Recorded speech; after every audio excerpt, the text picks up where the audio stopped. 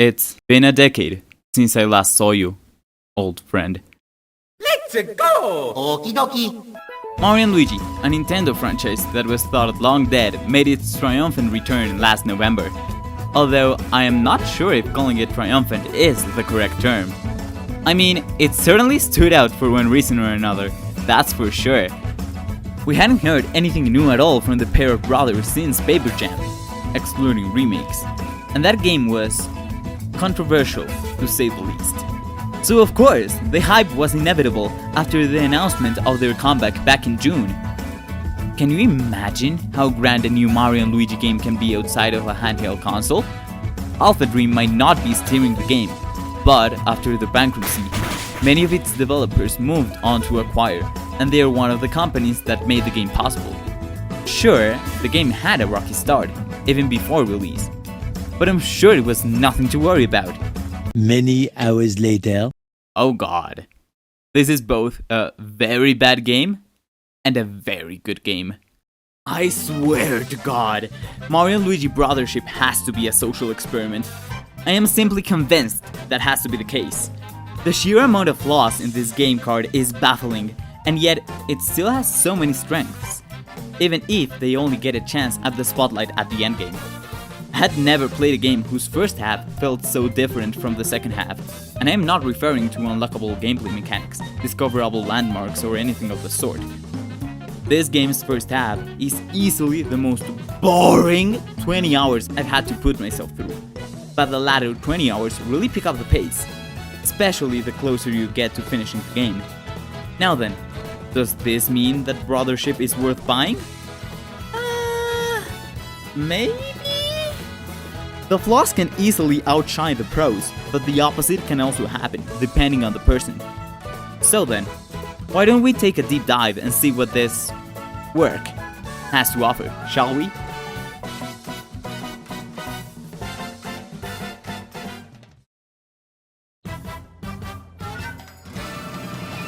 I'm just going to tackle this right off the bat. Power outlets? Sockets?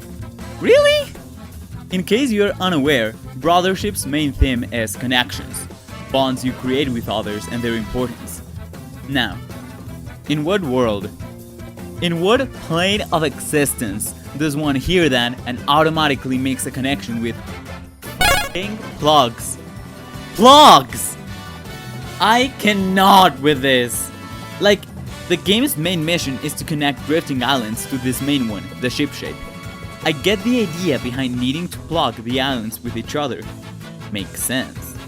But why did they also make the NPCs look like outlets? This is easily the worst race of NPCs I've ever come across. Odyssey's fork people are even more silly looking, but unlike Concordians, that's their point. To be silly. To be goofy. That's why they work. Concordians don't. And it doesn't help that throughout the whole game there are about 3 types of Concordians. There's the boring one, there's the fat one, and there's the lanky one. That's it. Maybe some have mustaches, maybe others have glasses, some may even be smaller, but that is it. Even the ones that are actually relevant to the story look almost exactly the same. Cosette and Techniki look like sisters, at least. They have no relation whatsoever. The only Concordian that doesn't have the most forgettable design is not even Connie, this journey's pseudo-companion. It's, a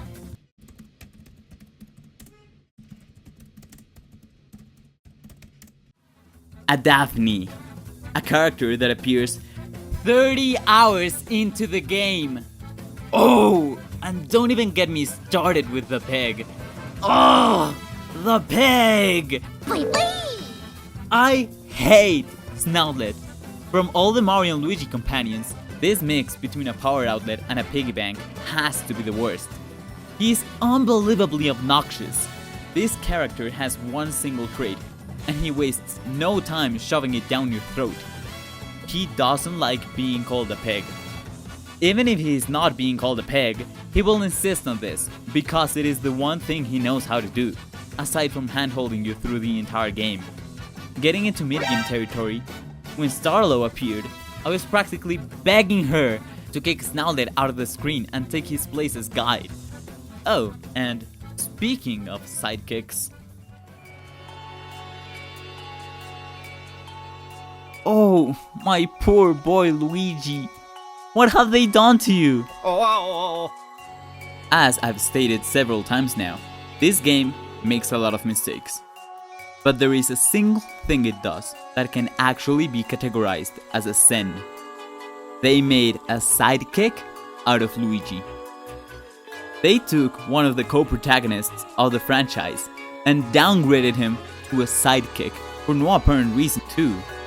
In prior games, even if the player always controlled Mario, with Luigi following closely behind, he never felt less relevant or important than Mario, which is not the case in Brothership. This time around, you can't explore the overworld normally, controlling Luigi as you jump through gaps. No. Luigi jumps automatically if needed, no input required. If you try to make him jump with you, he will jump vertically first, and then continue as the AI tells him to, not the player. If an enemy detects you and rushes over to you, the battle only triggers if the enemy touches Mario, not Luigi. And in set battles, when in Luigi's turn, you don't use his menu with the B button. You have to select the menu with A and then use action commands with the usual B. I don't know how bad that last one was for Mario and Luigi newcomers, but for me, a guy that has played every single Mario and Luigi game except Paper Jam, it was unbelievable. Brothership took away control of Luigi, made him move around through an AI, took a big chunk of his relevance out in the overworld by completely removing his hitbox, and even took away his B button in battle menus. I can't stress this enough. In terms of button inputs in Mario and Luigi, B is akin to Luigi's identity. A is always Mario. B is always Luigi, and X and Y is always that game's extra character. Why would you ever change that? And it doesn't stop there. Usually, Luigi gets his own solo mission at a certain point in previous Mario and Luigi journeys, because Mario was trapped or got sick or whatever. But in Brothership, there's none of that. They didn't even give that to him. In response to Luigi's downgrade, the game introduces Luigi Logic, an attempt to give back the spotlight to him, despite the fact it was taken away just cause. I gotta admit though, the little cutscene that plays before Luigi Logic is really cute, I gotta give him that, but that doesn't mean I particularly like the mechanic. During Luigi Logic segments, Luigi stops following around Mario to do any other task that rarely involves any player input, which only solidifies Luigi's position as a sidekick and not as a protagonist. Even if the game tries to put Luigi on a pedestal, saying that his Luigi logic is imperative for the journey's success, no amount of words could ever reclaim Luigi's spot as the co-star of the show.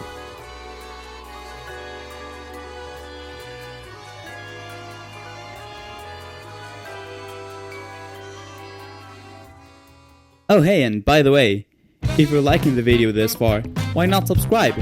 I would really appreciate it if you do. Great, thanks. Now then, let's move on.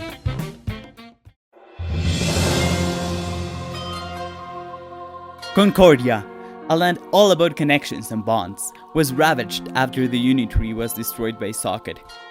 When Mario and Luigi enter Concordia, the land is separated into many islands, waiting to be connected again. In other words, the world we traverse through in the game are the ruins of these connections. As I advanced through the game and relit some great lighthouses, I started to think how unconnected the world felt. And I mean, that was the point, right? So, why did something still feel so off? I decided to put the thought aside and continue through my playthrough. After many soul-sucking hours, I reached Bulbfish Island in the burning sea. It is at this point when the game actually becomes enjoyable, at least for me. This island's mission has you playing detective to find out who stole the Bulbfish eggs and why. The answer is a little on the nose, but I never back down from a little detective play. After that, you have to help these two dimwits get married, which involves curing Chilliam's glom case and securing a wedding cake, I slowly started to realize how episodic the game feels. Each island is its own little bubble, with its own set of problems, detached from the rest of the world. This being the case, it implies that Brothership's narrative does an excellent job at making its world feel so separated from itself. So much so that it almost feels like it almost feels like the world was never connected in the first place. By the time we reach the endgame, it becomes more and more evident that Concordia was never planned as a united world, the one thing it's supposed to be.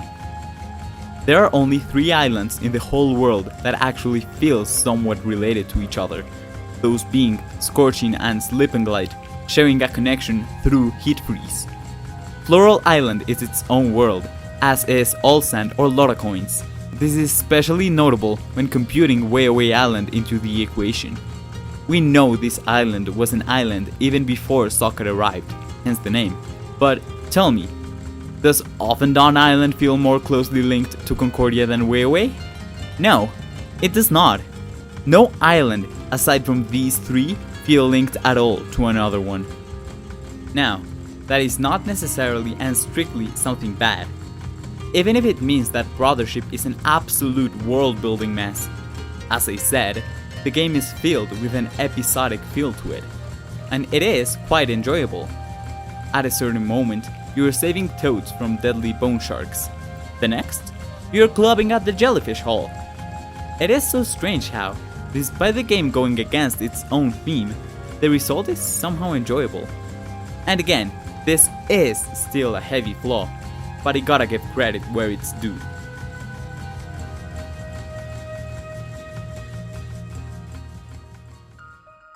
Continuing with the string of missed potential, one of my biggest issues with the game makes itself evident in its final portion, when you need to fill the watering can with strong bonds across Concordia. This is where I started to realize how shallow the bond exploration is in the game's narrative.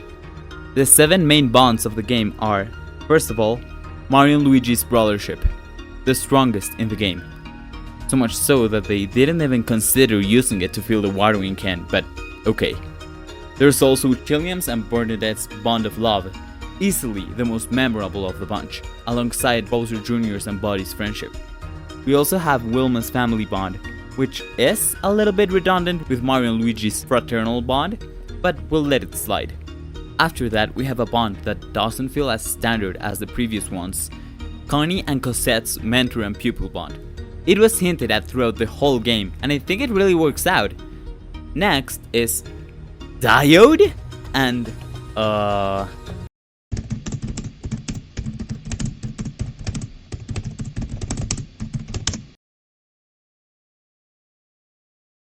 Emmett? Weird that they chose such a forgettable pair, but okay, I guess. They share a mentor and pupil bond. Again. Alright then? And finally, we have the extension core, sharing a camaraderie bond? Bro, these 3 are not comrades. They hate each other, but not in a bro kind of way, more in a hate kind of way. X and 10 never let Shun say anything at all. They share a really toxic type of competitiveness, and they're always clashing with each other. They only cooperate at the very end of the game during their boss fight and when you go collect their bond for the watering can. It's so late into the game, it feels forced. So, of the 7 important bonds, 2 pairs are redundant, and another one straight up isn't what it's promoted to be at all. That leaves us with a whopping 2 that actually work the way they are intended to. The only interpretation I have for this debacle is that the devs were scared to try something daring for a kids game. In recent years, whenever a company is doing something targeted at kids, they tend to infantilize everything too much. That's why I doubt that we'll receive a game like Mystery Dungeon in the future. All Mystery Dungeon games are targeted towards children, but that didn't stop the game from going very dark places and having a heavy plot. I'm not saying that Mario and Luigi needs to be edgy in order to be good, although that would admittedly be very interesting. However, they have to be more daring. If you take a close look, you'll realize that all the bonds presented in the game are quote-unquote positive. It's all about happiness, trust, and good vibes. But what about the rest of the bonds? Who said you can only relate to others in a positive way? For example, the extension core could have been much better managed had they been treated as a rivalry bond, which would have prevented all the forced buddy-buddy talk in Slip and Glide. Daphne and Techniki shared that bond already, but they were left out of the spotlight, and I can only hope it wasn't because of their type of bond. Another example, an arch-enemy bond. Even if this type of bond has a lot of negativity attached to it, there's no way you can convince me that 3 screwdrivers have a stronger connection than Bowser and the Mario Bros. Especially taking into account that Bowser's inside story already happened by the time Brothership takes place. This game constantly tries to take it way too safe, and that's the reason it is often unbearably boring. By this point, you might be wondering, why did I say that this game is very good in some ways? Even though I've only really talked about negative things up until this point. Well, that's because very late into the game, there is a certain someone who stole the whole show without hesitation. Reclusa single-handedly saves this game from being the middest game to ever be. I love this little rascal. Lately, it's become common to use morally grey villains that have some sort of actual valid justification for their actions. And don't get me wrong, I love me some good morally grey villains. However, it's almost as if that's the only villain flavor you'll find these days. So when Reclusa appeared, and he was evil just cause, it was like a breath of fresh air. This guy does not care. He's just a crazy lunatic, and he fulfills his role with utmost grace. He brainwashed the Unitree Keeper, turned most of Concordians into zombies, constantly terrorizes and taunts the party like if they were his playthings. He even merged with a gigantic tree to pulverize the Mario Bros. It was so unnecessary, and yet he did. Not even Fawful was this deranged, and I love it! It was thanks to all of that his final battle was so memorable. Chasing him down the Solitary, fighting the Solitary, only to go inside it and break his dumb television-ass face. Brothership does a single thing right, and that's Reclusa, and all he implies. After all, it is his fuckery that brought to life the Mushroom Kingdom sequence. If we're talking horror, Mario Luigi will never be a Resident Evil or a Silent Hill, but that doesn't mean that the franchise can never dip its toes in some spooky shenanigans.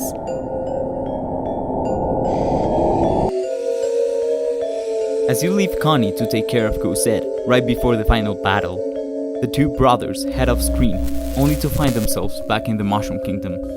It is probably pretty clear for the player what is going on, but there's still an element of surprise when Princess Peach's castle appears. Maybe it's because Brothership finally daring to do something exciting at the very end of the game takes you off guard, but either way, Mario and Luigi find themselves in trouble, and it isn't clear how they'll make it out of this one. As you continue to explore and interact with this cinematic-esque broken world, things start to fall apart. Slowly, but surely. Power-up blocks start to act out of place. The music gradually becomes more dissonant. More, and more, and more, and more, and more, and more, and more, and more! Until finally, it becomes clear for the brothers that Reclusa is behind all of this. You shake off his warped reality, thwarting his plans time and again, regardless of what twisted imaginary land he has prepared for you. Exhausted of your impotence, Reclusa decides it's better to face you off head-to-head in a grand finale, but not before using one last ace up his sleeve. Mario! Luigi! Cosa beretto pure?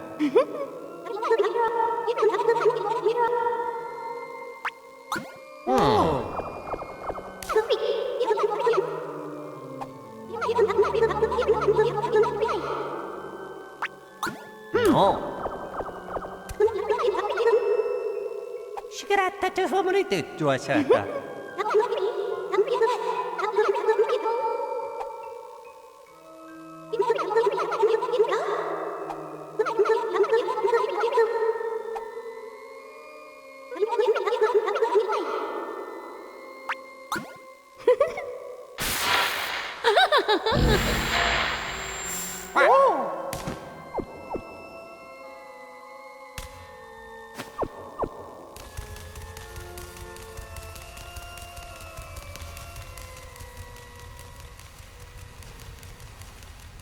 If there's something that can be said about Mario Luigi Brothership, is that it's a unique experience. No game has so many flaws, many more than the ones covered in this video, so many contradictions, and yet be able to have quite a few redeeming qualities. I see a future in which Mario and Luigi can claim back the glory they once possessed, but it will be difficult. The potential is here, the ideas, the team, the vision. It's only a matter of putting it all together neatly, regardless of how bold it may seem. Sadly, Nintendo has a tendency to only take risks if they absolutely have to. They are in a really comfortable position right now, thanks to the Switch's success, which, might I remind you, was a gambit that meant saving the company or letting it die. And I fear that comfort might get in the way of games desperately needing to get out of their comfort zone. I guess it is only a matter of time before we get the answer to our worries with the long-awaited announcement of the Switch 2. Until then, there isn't much else to do than facing forward and keep on walking.